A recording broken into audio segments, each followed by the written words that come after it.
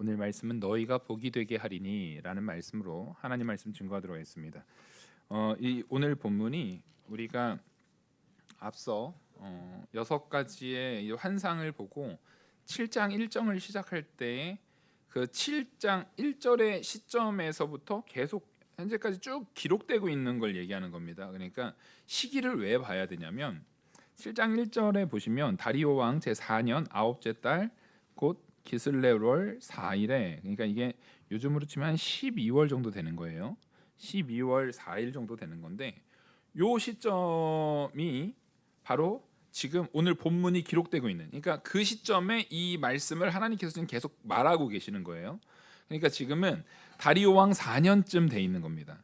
그러면 성전 건축이 언제 처음 시작했냐면 학개서를 보시면 학개서 1장 보시겠습니다. 학개서 1장을 보시면 다리오 왕 제2년 6째 달 곧 그 달 초하루에, 그러니까 여섯째 달, 그러니까 제2년 여섯째 달 초하루라고 되어 있습니다.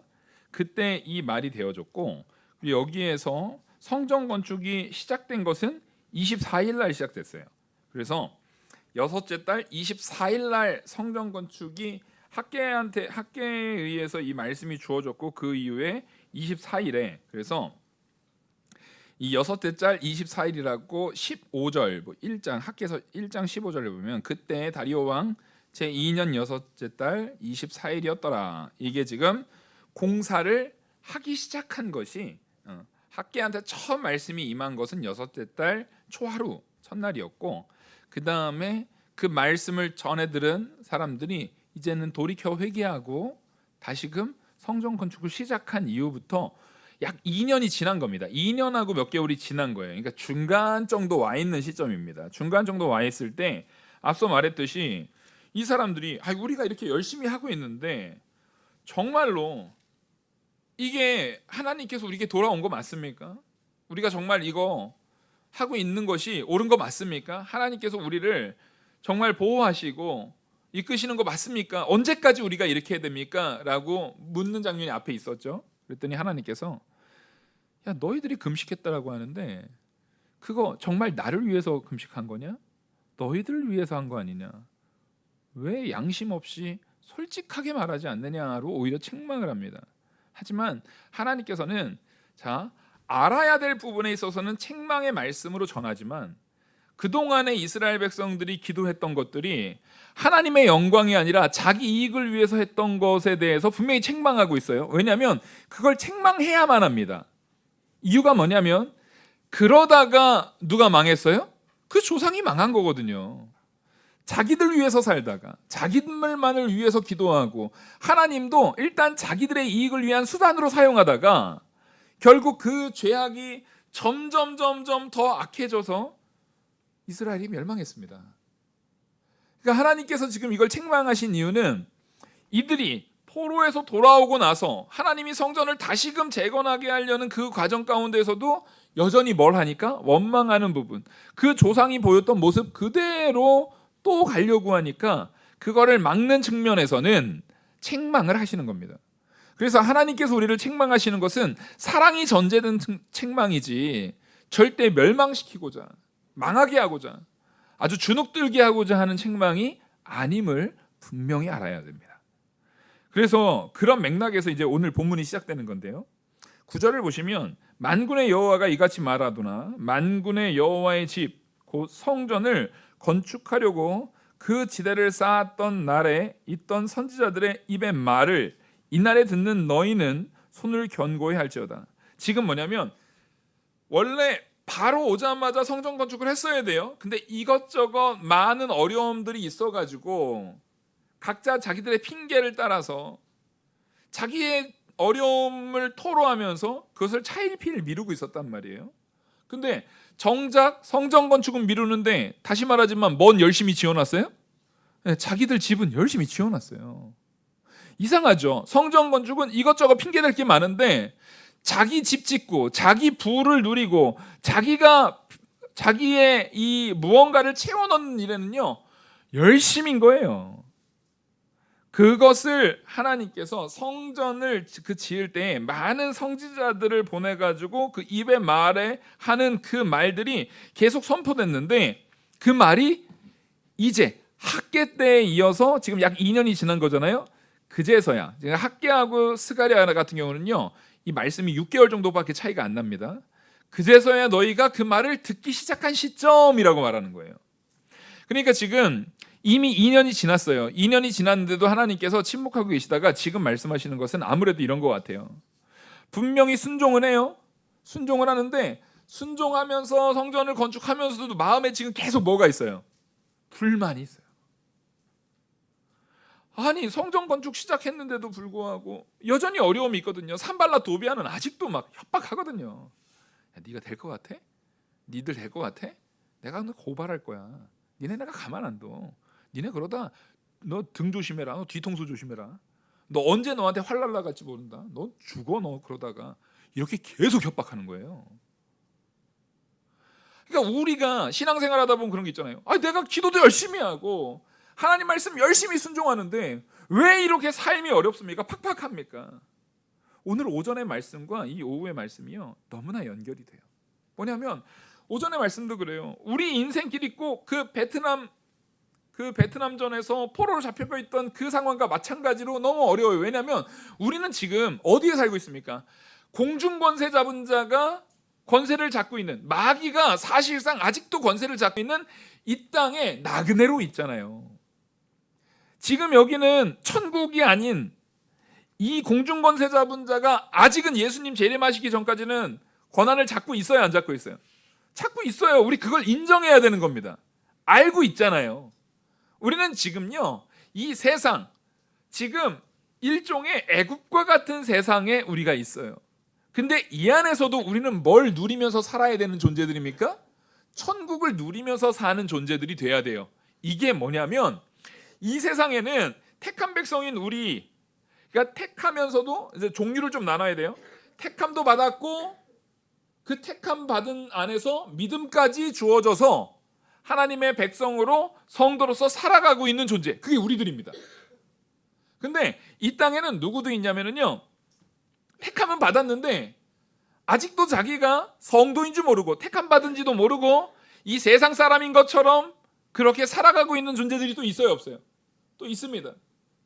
그리고 그 안에서는 또 어떤 부류가 있냐면, 택함 받은 존재가 아닌데도 불구하고 그냥 교회는 뭐하나 하면서 들락날락거리는, 그냥 흥미를 가지고 지켜보는 존재들도 있어요.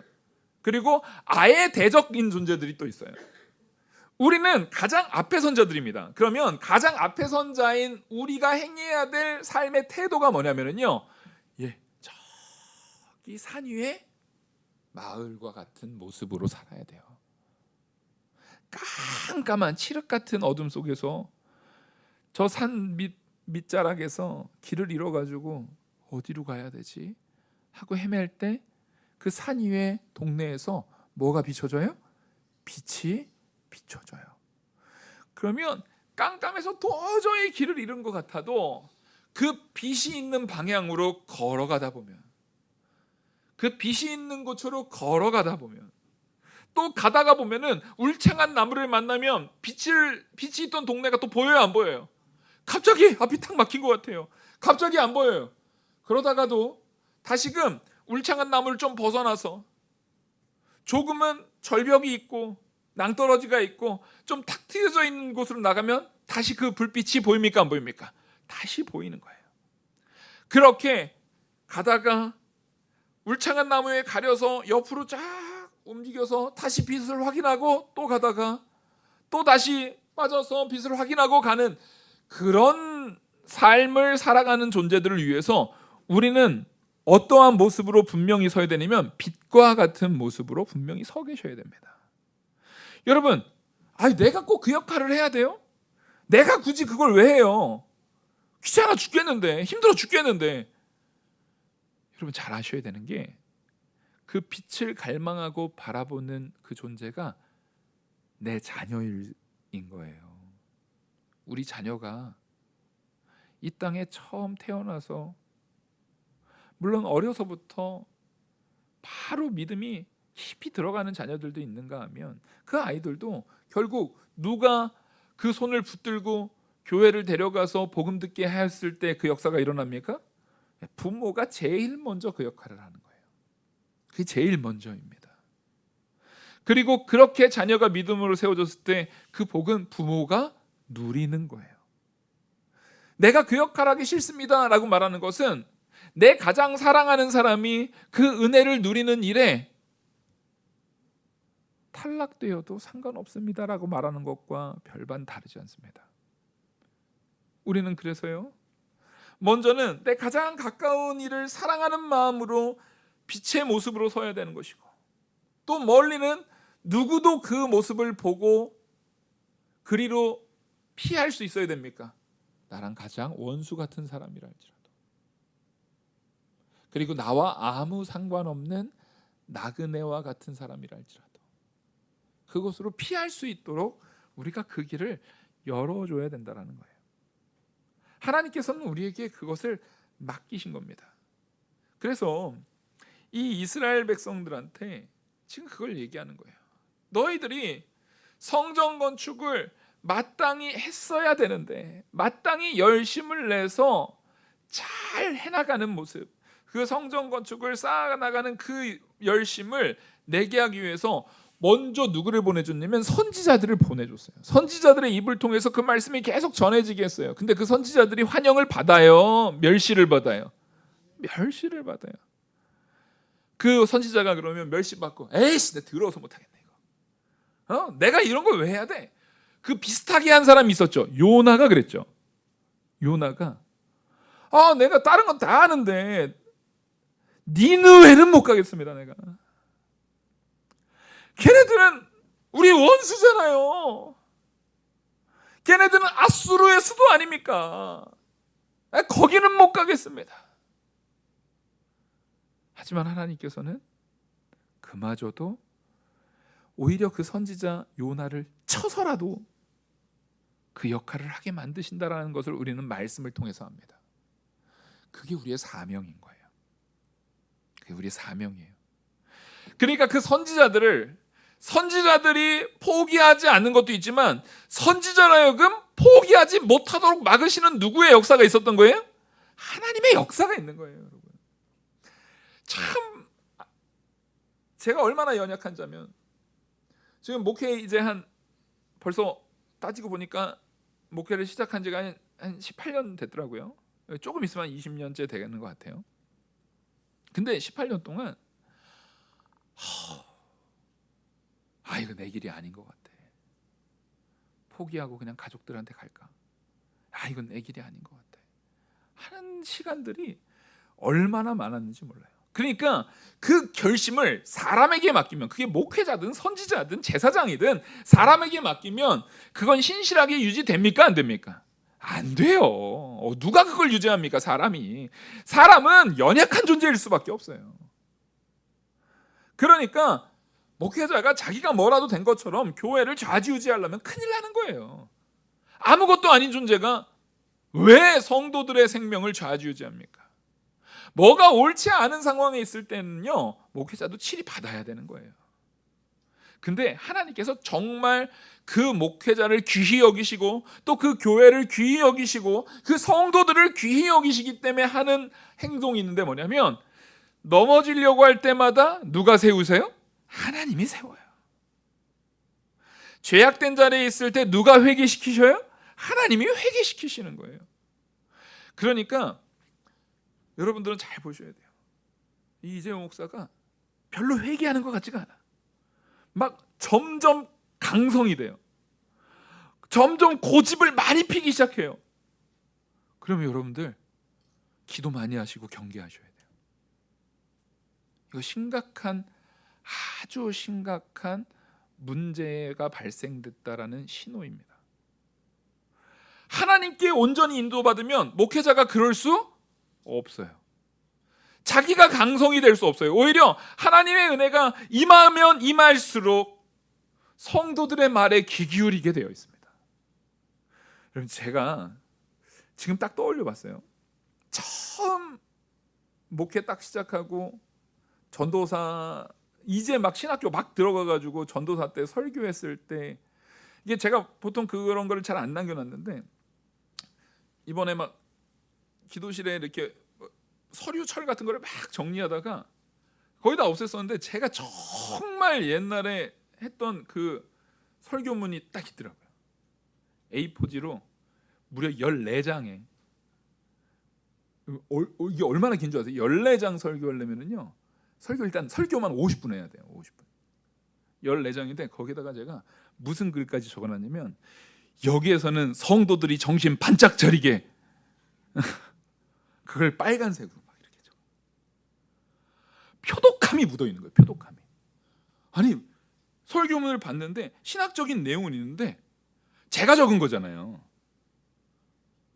근데 전혀 누군지 모르겠는 애가 거기 있는 거예요.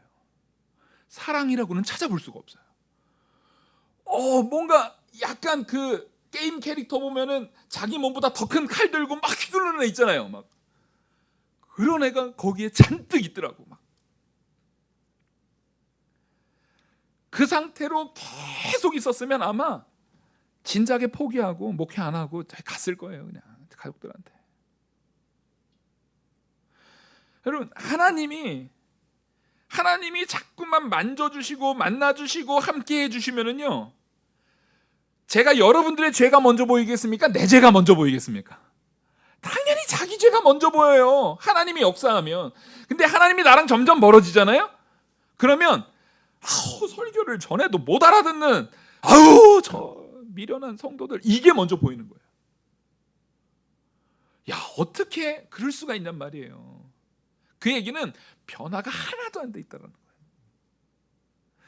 완전 바리새인이 거기 딱 있더라고요. 근데 걔도 이재호예요. 머리 새까맸던 이재호에게. 여러분 우리는 잘 보셔야 돼요. 하나님이 나와 함께하면 함께할수록, 하나님이 나를 역사하면 역사할수록, 하나님이 나를 주장하면 주장할수록 고개가 빳빳해지는 것이 아니라 고개가 숙여지는 겁니다. 마음이 단단해지는 것이 아니라 마음이 부드러워지는 것입니다. 내가 살아봤는데가 아니라 나는 아무것도 모르는 존재입니다가 되는 겁니다. 제가 가끔 오재팔 목사님 얘기를 하잖아요. 제가 좀 안타까운 건 뭐냐면요, 교단 안에서는 제가 이제 연무에 처음 내려갔을 때 그 오재팔 목사님께서 은퇴하시고 거기에 계셨어요. 저도 이제 우리 교단에서 어렸을 때부터 자랐기 때문에 오재팔 목사님에 대한 평가를 제가 잘 알고 있었어요. 막 사람들이 목회 그 실패한 목사님, 가는 교회마다 잘 안 된 목사님, 하는 목사님, 이렇게 막 얘기하신 분들이 계셨어요. 근데 제가 연무에서 만난 우리 오재팔 목사님은 그런 사람들이 입에 함부로 담을 그런 하찮은 존재가 아니라 오히려 그 긴 시간 사람들한테 그런 말하는 사람들한테, 여러분 되게 웃긴 게요, 남이 나에 대해서 나쁜 말 하잖아요. 그럼 나한테 꼭 들려와요, 안 들려와요? 반드시 들려와요. 반드시 들려오거든요. 그걸 들으셨을 텐데도, 그런 악평들을 분명히 아실 텐데도 그 안에 표독함이 없고 그 안에 분노하심이 없고 언제나 사랑이 넘치시고, 또 거기에 저한테는요, 저희 아버지보다도 나이가 많으세요. 근데도 단 한 번도 저한테 말을, 아주 극존칭을 한 번도 낮추신 적이 없어요. 그렇게 겸손하게 항상 그 모습, 사랑으로 그 자녀들에 대해서 목회자가 자녀들한테 그래도 사랑을 좀 베풀어줘야 된다고, 그리고 성도를 사랑해야 된다고, 그리고 본인이 먼저 한참 후배 목사인데도 불구하고 담임 목사로 존중해주면서, 그리고 사랑의 모습이 이게 보면 느껴지잖아요. 같이 있으면 불편하신 존재가 있는가 하면 같이 있는데도 정말 편안하게 해주시는, 진짜 사랑이 넘친다라고 하는 그 모습이 있는 목사님이셨어요. 그걸 보면서 제가 느끼는 겁니다. 하나님을 바로 만난 상태로 시간이 오랜 세월 지나가면 저렇게 아름다워지는구나. 저렇게 아름다워지는구나. 그 안에 교만함이 없고 표독함이 없고 강포함이 없고 내가 옛날에 어쨌는데 이런 말이 아니라 항상 해주시는 말씀이 내가 목회할 때보다 우리 이재용 목사가 목회할 때는 더 힘든 것 같아요. 기도가 더 필요한 것 같아요. 나도 같이 기도해 줄 테니까 힘내라고. 힘든 일들이 있어도 기도해 주는 사람도 있고 하나님이 함께 하시니까 힘내라고. 항상 그런 위로가 있는. 원래 그 정도 차이 나면 요즘 목사들은 아주 요즘은 그냥 거저하는 거지 요즘 젊은 것들은 이런 말 하기 쉬운 나이인데도 불구하고 그렇게 안 해요. 여러분, 그게 뭡니까? 하나님이 나를 주장하셨을 때 나타나는 변화인 겁니다. 하나님은요, 하나님의 그 종을 경우에 따라서는 꺾으시기도 하지만, 제가 어렸을 때 그 표독스러웠던 이재호를 하나님이 꺾어서 부러뜨려서 정말 바닥에 갈아버려서 지금처럼 이렇게 그때보다는 더 부드러워진 상태로, 이후로 저는 어떻게 되겠어요? 더 부드러워야 되겠죠. 더 부드러워지는 상태로 하나님께서 저를 이끄시기를 간절히 소망합니다. 그렇게 나중에 제가 은퇴해서 정말 어디에 있을지 모르겠지만 거기에서 그 섬기는 교회에 나가는 그 목사님을 향해서 오재팔 목사님과 같이 좀 그런 겸손한 모습의 은퇴한 목사가 되기를 간절히 바라는 거예요. 바로 하나님께서는 그 선지자를 경우에 따라서는 꺾어서도, 또한 어떤 경우에는 능력으로 그 사람이 보다 그리스도를 닮은 모습으로 견뎌내서 성도를 사랑하는 마음으로 견뎌내게 해서 그 자리에 있게 하더라는 거예요. 그 선지자들의 입의 말이 이날에 듣는 너희의 손에 견고하게 하기 위한 그 역사를 위해서 하나님께서 사람들을 준비시키셨다는 것입니다. 그러니까 여기에 하나님의 긍휼하심과 사랑이 떠난 적이 있는 거예요, 없는 거예요? 전혀 없어요. 전혀 없어요. 왜 하나님께서는 그렇게까지 오래 참아주시고 그 많은 사람들을 역사하셔서 그렇게까지 이끄시냐면은 바로 우리 성도들이 복되게 하기 위한 겁니다. 너희가 복되게 하리니. 하나님께서 우리를 복되게 하시려고 그 역사를 이루시는 거예요. 지금 이 말씀이 건축 시작 다리오 왕 2년 6월 24일 날 시작해서 그 중간쯤, 지금 7장 1절을 기준으로 하면 그 중간쯤인 거고, 이게 성전이 완료되는 시기가요 다리오 왕 6년에 완료되거든요. 다리오 왕 6년 6월 3일경쯤에. 그러니까 한 4년 정도 걸리는 건축 가운데 지금 한 중간 지점에 와 있어요. 지금 이쯤에 와 있는데도 어려움들이 많아요. 어려움들이 많아요. 하지만 하나님께서 여기서 뭘 선포하시냐면 10절 보시겠습니다. 이 날 전에는, 그러니까 이 날 전이라는 것은 너희들이 성전 건축하기 전, 분명히 선지자들의 말이 있었음에도 불구하고 성전 건축을 차일피일 미루고 말씀에 순종하지 않았던 그 시점을 중점적으로 말하고 있어요. 그때는 너희가 사람도 삭을 얻지 못하고 짐승도 삭을 받지 못하였으며, 아마 사람도 삭을 받지 못했다라는 것은 경제적인 상황이 아주 망가져 버렸다는 얘기겠죠.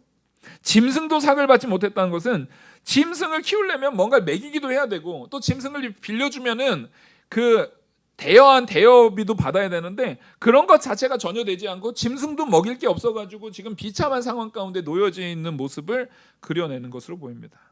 그리고 또 사람이 원수로 말미암아 평안히 출입하지 못하였으니 내가 모든 사람을 풀어 서로 치게 하였느니라. 지금 너희들이 하나님 말씀 앞에서 온전히 성전 건축을 하는 것을 바로 하지 못했을 때에는 하나님께서 이렇게 어려움을 내어버려뒀다는 얘기예요. 어려움을 내어버려둬서 뒤에 말하는 원수들로 말미암아 평안히 출입하지 못했다는 얘기는 치안도 어땠다는 얘기예요. 아주 불안했다는 얘기예요. 이게 주범은 산발락 도비아 뭐 이런 인간들이었겠죠. 아주 치안도 불안한 그런 상황 가운데 너희들이 놓여졌었는데, 그 원인이 뭔지를 보라는 거예요. 그 원인이 뭐 하기 전에는요? 성전 건축을 하기 전에는. 이걸 우리는 영적 성전 건축으로 바라볼 때, 내가 믿음에 온전히 서서 하나님만 온전히 믿고 하나님만 온전히 의지하고 나아갈 때와 그 전을 말하는 거예요. 우리가 믿음을 가질 때 이런 게 있습니다.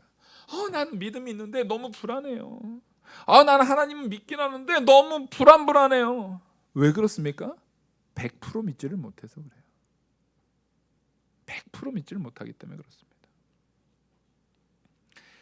아이들이 부모와 있을 때도 분명히 막 비바람이 불고 막 이런 때도 그런 적이 있었어요.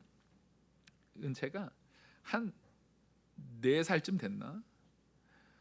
그 4살보단 좀 더 됐던 것 같아요. 연무에서 이제 어린이집 차 갔다가 왔는데 갑자기 소나기가 막 오는 거예요. 제가 데리러 나갔다가 만나가지고 비가 막 오니까, 비가 오니까 막 비에 젖을 거 아니에요. 그럼 애들이 막 비 맞으면 짜증나고 기분 나쁘고 막 이런 상황인데, 제가 얼른 우산 안 하고 어제 은채 안고 이렇게 제 옷을 이렇게 해가지고 안고 집으로 막 뛰어갔어요. 근데 은채가 울었을까요? 막 좋아했을까요? 좋아 죽어요. 아주 막 하하하 그러면서 아빠 또 뛰어, 또 갔다 와. 지금 비가 와가지고 거길 피해야 되는데 그 상황 자체가 누가 보호하고 누가 안고 띄워주니까 오히려 즐거운 거예요? 네, 아빠가.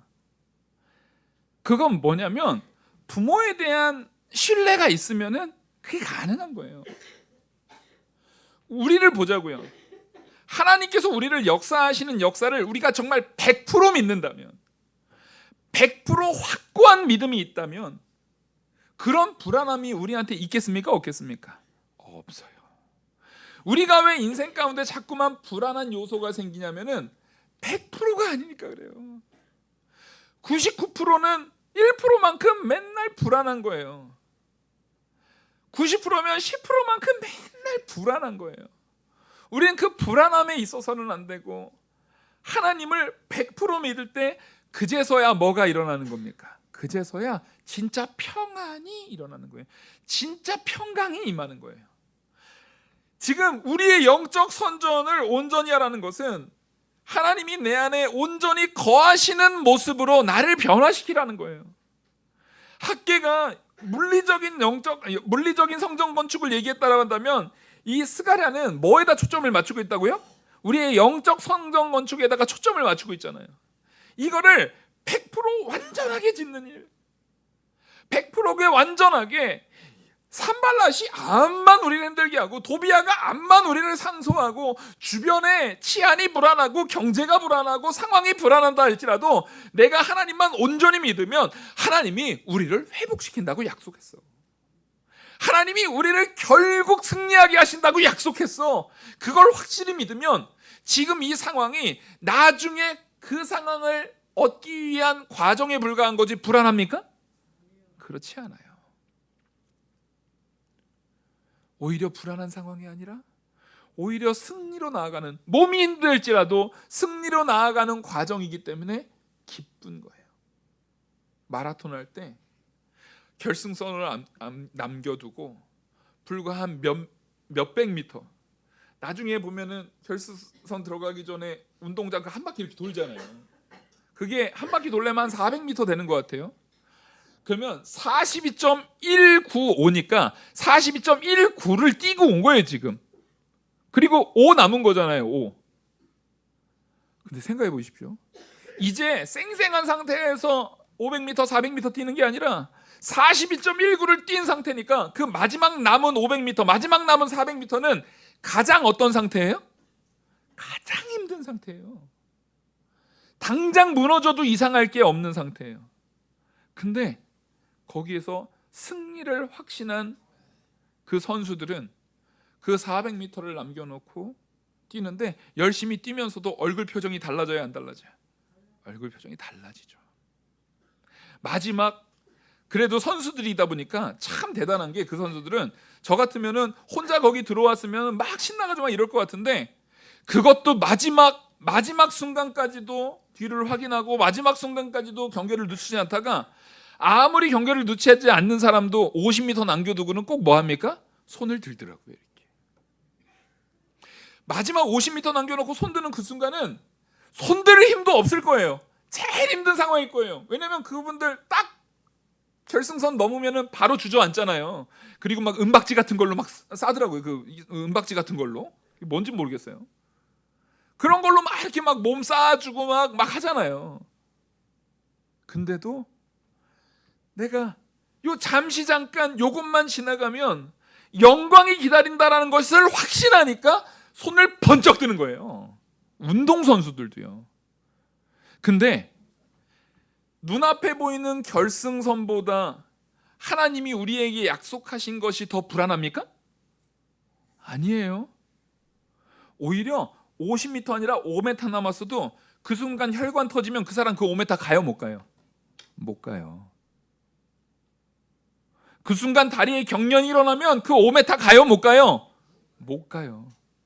그 순간 심장에 문제가 생기면 5m가 아니라 실려가야 되는 상황이에요. 근데 하나님께서 우리에게 약속하신 너희가 복되게 하리라라는 약속, 우리에게 구원을 주시는 확신의 약속은 훨씬 더 분명하고 어느 것도 취소시키지 못하는 확실한 약속임을 믿으시기 바랍니다. 그때 평안이 오는 거예요. 하나님이 어느 날 야 내가 돈 줄게 그러면 평안 오는 게 아니고 내가 너한테 이거 땅 줄게 그래서 평안 오는 게 아니라 나를 구원하시겠다라고 약속하신 하나님을 내가 100% 믿는 순간부터 우리에게는 뭐가 시작되는 겁니까? 평안이 시작되는 겁니다. 돈이 없어도, 내게 집이 없어도, 내게 좋은 상황이 아직 여전히 그대로예요. 아직 변화된 게 하나도 없어도 네가 정말 나를 100% 믿어라라는 그 믿음의 확신이 온전히 생기는 순간부터는 기쁨이 누려지는 거예요. 지금 이 말씀은 그런 불안한 상황 가운데 전에는 너희가 그랬지만 하나님께서 분명히 약속하는 거예요. 이제는 그렇게 되지 않게 하겠다. 이제는 그런 상황에 놓여지지 않게 하겠다. 그러니까 너희들의 마음에 성전 건축, 하나님을 내 안에 두고 하나님으로 온전히 서는 그 순간부터는 우리의 삶은 어떻게 되는 거예요? 바뀌어지는 거예요. 이후로도 이스라엘 백성은요 고통당했어요. 근데 이때도 자 나중에 느헤미야가 오잖아요. 느헤미야가 오는데 느헤미야는 이때부터 거의 100년 후에 오거든요. 100년까지는 아닌 것 같아요. 근데 한참 후에 와요. 근데 느헤미야가 와서 느헤미야가 올 때는 문제 하나도 없이 다 그냥 즐거운 일만 있었습니까? 아니에요. 느헤미야 왔을 때도 문제가 똑같이 있었어요. 어려움이 똑같이 있었어요. 근데 믿음의 확고한 느헤미야는 그런 부분에 있어서 타협이나 그런 게 있어요, 없어요? 없어요. 그리고 느헤미야가 그렇게 철저하게 하나님만 믿고 행동하니까 느헤미야는 목회자도 아니에요. 느헤미야는 제사장도 아니었고요. 느헤미야는요 요즘으로 치면은요 그냥 일반 성도예요. 직분으로 따지면 우리 장로님이나 안수 집사님 같은 그런 성도로서 세워지는데 믿음의 굳건히 서서 하나님을 온전히 의지하고 나아가니까 오히려 그 느헤미야를 통해서 문제를 해결해 버려요. 하나님은 믿음으로 선 자를 사용하십니다. 그게 능력으로 나타나는 성도의 힘인 줄 믿으시기 바랍니다. 그래서 11절을 보시면 만군의 여호와의 말씀이니라 이제는 내가 이 남은 백성을 대하기를 옛날과 같이 아니할 것인즉 이제는 더 이상 옛날처럼 너희들이 그 고생하고 어려웠던 때와 같이 너희를 대하지 않겠다라고 말하는 겁니다. 어느 시점이에요? 성전 건축을 시작했기 때문에 너희들이 이제는 성전 건축을 시작했기 때문에 하나님 말씀대로 순종하기 시작했기 때문에 하나님의 인도대로 함께 동행하기 시작했기 때문에 이전과 같지 않다라는 거예요. 이것은 하나님께서 100% 확신의 신앙을 주시는 겁니다. 그러니까 어떤 경우에도요 우리는 다 죽지 않아요. 요즘에 뭐 북한이 뭐 거기 러시아 파병해가지고 뭐 이것 때문에 전쟁이 어떻게 되고, 그거 뭐 저는 그거 한 번도 안 누르는데도 유튜브에 왜 그 북한 전쟁 이런 거는 여러분들도 다 뜨시죠? 그건 왜 그렇게 뜨는 거예요 도대체? 여러분 잘 보셔야 돼요. 아합이 아주 그렇게 패역을 저지르고, 그래서 엘리야가 내가 죽겠다, 내가 정말 차라리 나 죽여주세요 라고 할 때도, 저 이세벨 때문에 도저히 살 수가 없어, 내가 너 저를 차라리 죽여주세요 할 때에도 하나님께서 말씀하시죠. 바알에게 절하지 않은 7,000일을 남겨놓은 거예요. 여러분들이 죽고 싶어도요, 하나님께서 허락하지 않으면 핵폭탄 터져도 우리 안 죽어요. 전쟁 나도요, 하나님이 남겨두신 구루터기는요 누구도 뽑을 수 있어요 없어요? 누구도 못 뽑아요. 그리고 혹 우리의 육신의 생명을 앗아간다 할지라도 참된 영원한 우리의 영의 생명은 앗아갈 수가 없어요. 그래서 우리는 평안이 있는 거예요. 그 평강을 누려야 돼요.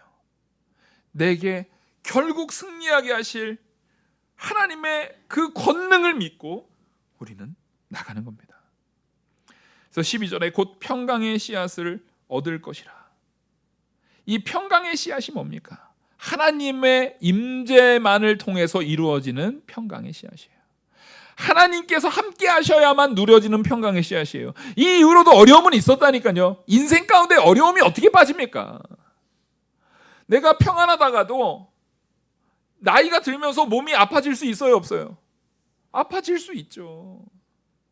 평안하다가도 건강이 나빠지면 내가 암만 즐거우려고 해도요, 내 아들 한 명이 잘 안 돼 봐요. 돈 아무리 많아도 소용 있어요 없어요? 없어요. 내가 아무리 건물이 많아도 내 자녀가 병에 걸려서 죽을 병에 걸렸다고 해봐요. 그 가정에 즐거움이 있겠습니까? 즐거움 없어요. 절대 있을 수가 없어요. 모든 문제는 우리에게 언제나 어떤 모습으로 어떻게 엄습할지 절대로 우리는 확인할 길이 없고 알 수가 없어요. 그럼에도 평강이 있을 수 있는 유일한 길은 딱 하나입니다. 하나님이 나를 보호했듯이 내 자녀도 보호하신다. 그리고 나와 함께하는 그 은혜 속에서 내 자녀도 내 자손 만대에 이르기까지 하나님이 보호하심으로, 그들이 혹 육신의 연약함으로, 건강의 연약함으로, 병으로, 질병으로 어려움을 당한다 할지라도, 혹 불의의 사고로 어려움을 당한다 할지라도, 그들에게 나에게 믿음 주셨듯이 내 자손들에게 믿음을 주신 하나님이 그들의 영을 결코 놓치지 않으시고 구원하신다라는 확신이 있다면, 그제서야 우리에게 참된 평안이 있는 줄 믿으시기 바랍니다. 우린 그거 붙들고 가는 자들이에요. 그래서 하나님께서는 우리에게 평강의 씨앗을 얻을 것이라. 포도나무가 열매를 맺으며 땅에 산물을 내며 하늘은 이슬을 내리리니 내가 이 남은 백성의 모든 것을 누리게 하리라. 하나님께서 누리게 하시는 이 은혜를 우리에게 주실 거예요. 영적인 가치를 누리게 하실 것이고, 또 그렇게 순종하는 자들에게 이 땅에서도 누릴 수 있는 은혜를 분명히 주실 겁니다. 그리고 혹 이 땅에서 누려지는 부분에 있어서만큼은 그리 아니하실지라도에 대한 믿음을 분명히 가지고 계셔야 돼요. 그리 아니하실지라도 영원한 천국에 내게 확증되어진 그 영원한 성읍, 내게 확증되어진 그 참된 구원에 대한 부분은 누구도 건드리지 못한다.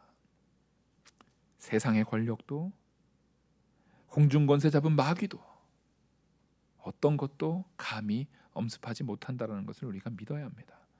하나님께서는 마지막 13절에 유다 족속아, 이스라엘 족속아 라고 말합니다. 이거 지금 우리를 향해서 부르시는 거예요. 우리 13절 마지막으로 같이 한번 읽겠습니다. 시작. 유다 족속아, 이스라엘 족속아, 너희가 이방인 가운데서 저주가 되었으나 이제는 내가 너희를 구원하여 너희가 복이 되게 하리니 두려워하지 말지니라. 손을 견고히 할지니라. 아멘. 하나님이 우리를 복이 되게 하는데, 이방인들이 암만 저주해도 이방인들은 야 쟤네 하나님 믿는다더니 망쳤어. 쟤네 봐봐 애들 뭐 학교도 제대로 못 가고 뭣도 어떻고 건강도 안 좋고 뭣도 어때 이런 말 우리 들을 수 있어요. 여러분 너무 웃긴 게요. 제가 목회자의 길을 걷는 거는 영광인 거예요, 저주예요? 아유 역시 아멘. 근데 제가 목회자 되고 나서 들은 얘기는 제일 많이 들은 얘기는 야 영광스럽다 이건 얘기일까요? 너 왜 그렇게까지 해? 야 너 꼭 해야 돼. 믿는 친구들하고는 제 학교 친구들 막 제 주변에 가까웠던 친구들이 야 너 멀쩡히 아니 너 회사를 그만둔다길래 캐나다 가려고 하나 보다 그랬더니 뭔 목회를 한다고 해가지고 너 왜 그러냐. 넌 제일 많이 들었던 게 넌 재수 씨 생각 안 하냐? 너 애들 생각 안 하냐? 이 소리를 제일 많이 들었어요. 이상하죠? 세상은 우리를 향해서 오히려 영광스럽다라고 말하지 않고 뭐라고 말해요? 야 너 왜 그래 너? 그래도 믿음이 꽤 있던 친구였는데도 불구하고 그 친구도 저한테 그런 말 하더라고요. 야 유난 좀 그만둬. 꼭 신앙생활 그렇게 유난스럽게 해야 되냐? 아니 목회하는 게 신앙생활을 유난스럽게 하는 거예요? 근데 세상에 몸담고 있는 마음가짐과 시각으로 보면은요 그게 유난스러워 보이는 거예요. 근데 오늘 말씀에서 분명히 말합니다. 너희가 이방 가운데 저주가 되었으나 분명히 이방에서는요 우리의 신앙에 온전히 서는 거. 여러분들도 제가 분명히 알아요. 믿음 생활 열심히 하고 막 직장 생활에서 바쁜데도 불구하고 주일날만큼은 예배를 위해서 헌신하고 막 그러잖아요. 그럼 주변에 아이고 자기만 교회 다니나 나도 교회 다니는데 왜 저렇게 유난 떨어 이런 소리 들으신다면 잘하시는 거예요. 그런 소리 들으면서 우리가 성도가 생활해야 되는 거예요. 왜냐하면 그들은 그렇게밖에 보여지지 않아요. 하지만 그거를 누가 바꾸십니까? 하나님께서 그들이 너희가 저주가 되게 하지만 내가 너희를 구원하여 너희가 복되게 하리니. 우리는 이거 붙들고 나아가는 성도 되기를 간절히 축원합니다. 기도하시겠습니다.